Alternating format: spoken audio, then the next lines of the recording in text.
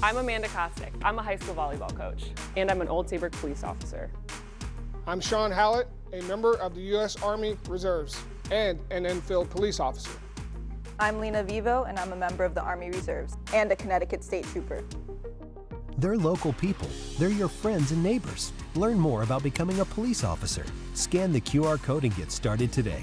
Sponsored by the Connecticut Police Chiefs Association and 3 Cares. Join me. Join me. Join me. All right, well, you've seen the PSAs right here on Channel 3. We've created that PSA in partnership with the Connecticut Police Chiefs Association. Yeah, departments all across Connecticut right now have open positions, and here to tell us more about the efforts to recruit local law enforcement is one of the officers featured in that PSA. He's a television star now. Yes, he's a TV star.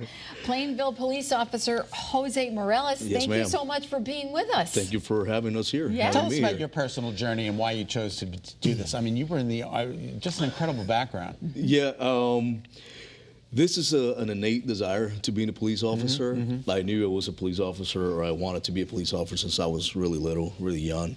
I always kind of envisioned the image of a police officer as a protector of society.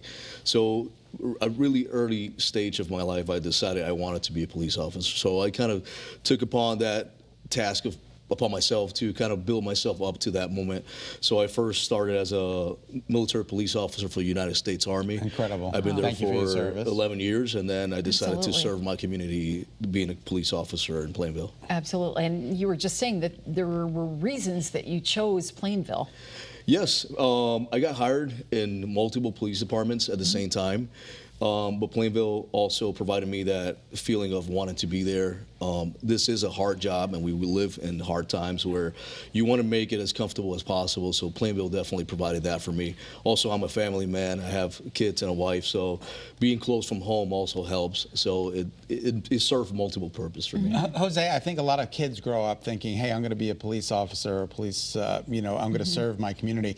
And they might still have that little bit of an inkling, but something holds them back. What do you say to those people to get them to the forefront? Well, I feel like this is a job that you don't stumble across. You kind of want to be a police officer. There's a lot of people that are police officers currently always had that innate desire to help others. This is a really selfless service job. You can't think about yourself as a one-person team. It's more, you have that urge to give back to society, to give back to your community, to help those people's in need. Unfortunately, we have a lot of bad promotion, a lot of bad media against police officers that had affected us all. But we are, there's a lot of police officers out there that are really good, that they do their job every day. They leave their families at home to protect yours.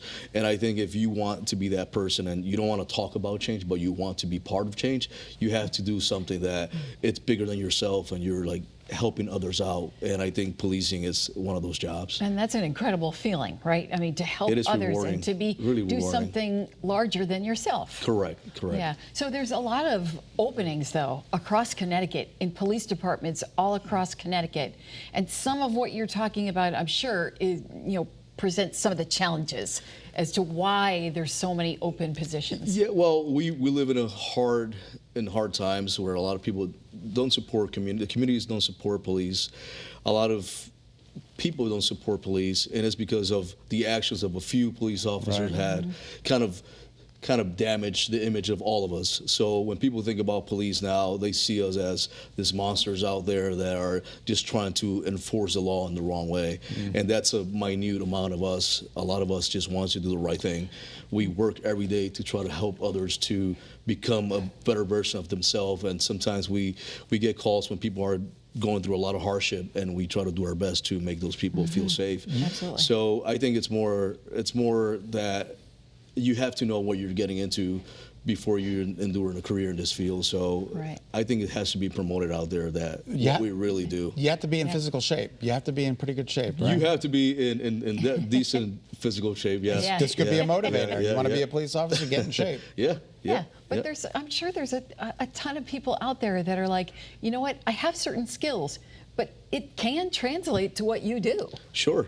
In my case, I'm Spanish speaking, and that's definitely a plus. If you're a military, you're ever been in the military, it's good to transition to the civilian side because there's a lot of things you bring with you that you can apply and implement in your daily routines. Also, you know, I saw the commercials where they're like coaches and people that do other sorts of things. Absolutely. And you don't have to be a professional prior to being here. You can be just a law-abiding citizen that want to do good for others, that wants to contribute to society. And this is probably the career field for you. Well, we can't thank you enough for being. What weighs more, that bulletproof vest or your arms? Probably the bulletproof vest. Okay, I was gonna say. You're in good shape. Good for you. Thank you. Thank you. That's awesome. Thank you for your service. Thank you. All right, to find out much. more about job openings for police officers in our state, you can scan the QR code on your screen right now. This might be the right step for you. You can also find more information by visiting policeapp.com. Jose, again, we can't thank you enough for coming in. Thank you so much Thank you for having me Continue here. to stay safe, okay? Thank you for having me. Try to keep cool out there also. Yeah, exactly. All right, well, coming up next on this Thursday afternoon, ways to save on your summer vacation. We're getting some helpful money hacks to travel without breaking the bank. And running for a good reason, the Pettit Family Foundation's 5K road race is coming up next month. We're going to tell you how you can get involved. We'll be right back.